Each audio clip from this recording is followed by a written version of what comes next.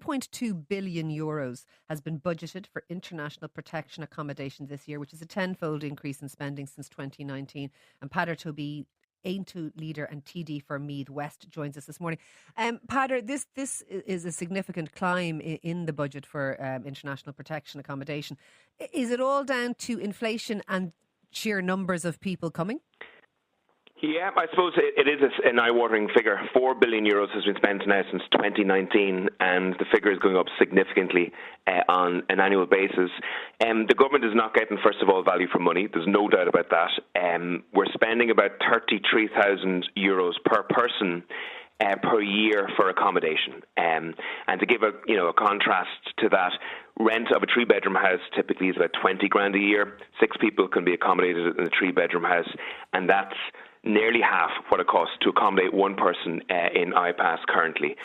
So it's €100 per person per night, which is extraordinary. It is a lot of money, and I accept that. But does that include the figure for people, for example, in direct provision, etc., where food is provided to them, which wouldn't be in the normal rent of a 3-bedroom house?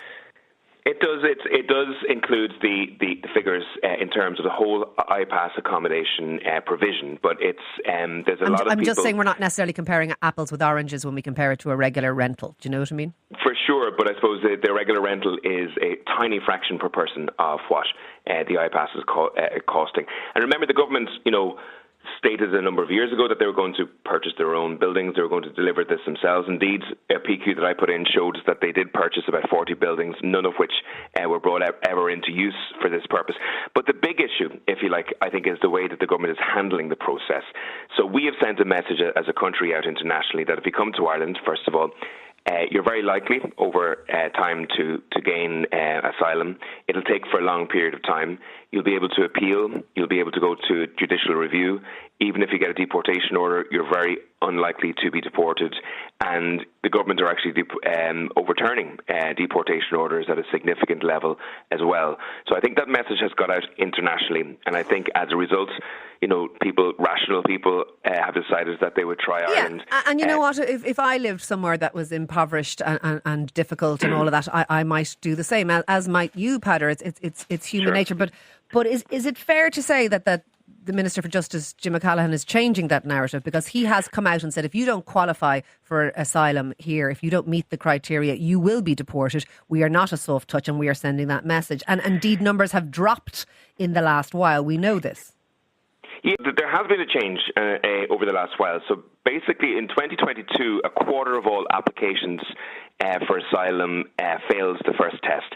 Now it's 80%. So that is a significant change. But it begs the question, why does that change happen? So either the government weren't testing properly 2 or 3 years ago, or there's a different cohort of people that have come to the country. And I believe it's probably a mix of both. The government weren't taking this issue seriously in the last couple of years, and they've sent out that message internationally. And as a result, we're seeing more people who are coming for economic reasons using the asylum process.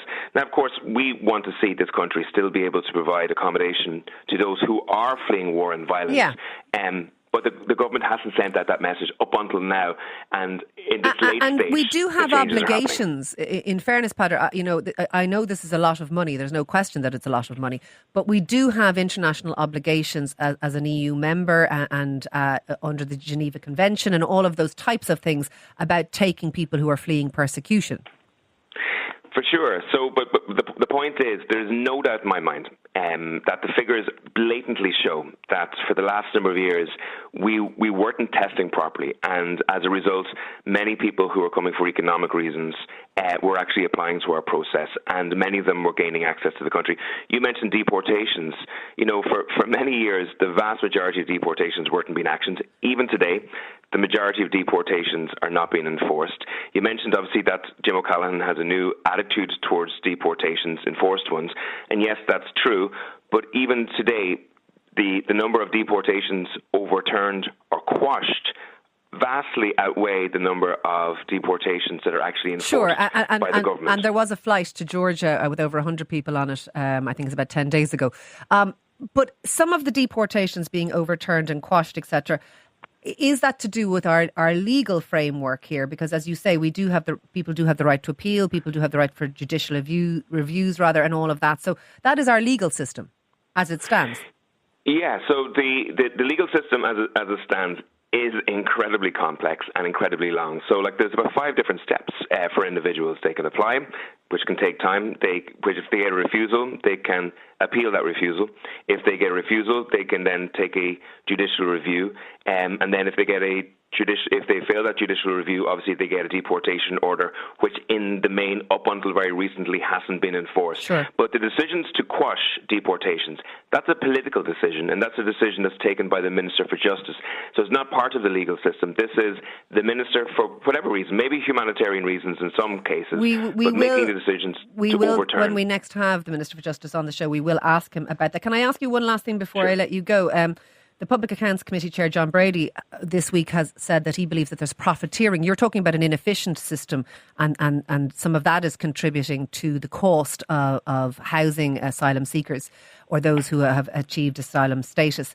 That profiteering that John Brady was referring to, have you, in your research on this, have you seen this? Do you believe that some of this is contributing to the cost to the taxpayer?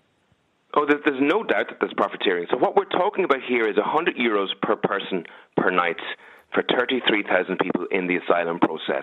So they are hotel-type costs on a nightly basis. They are not permanent accommodation-type costs on a nightly basis. And typically, when you provide permanent accommodation, year-on-year accommodation, that accommodation figure is far lower. And it doesn't surprise me, though, that the government is so unable to actually get value for money in relation to this either. Because, we received the report on the bicycle shed yesterday. Right across the whole public spending in this country, the government is not achieving value for money for the public purse. I mentioned earlier that the government are completely unable to actually purchase accommodation themselves and deliver this type of accommodation themselves so far, which is quite incredible.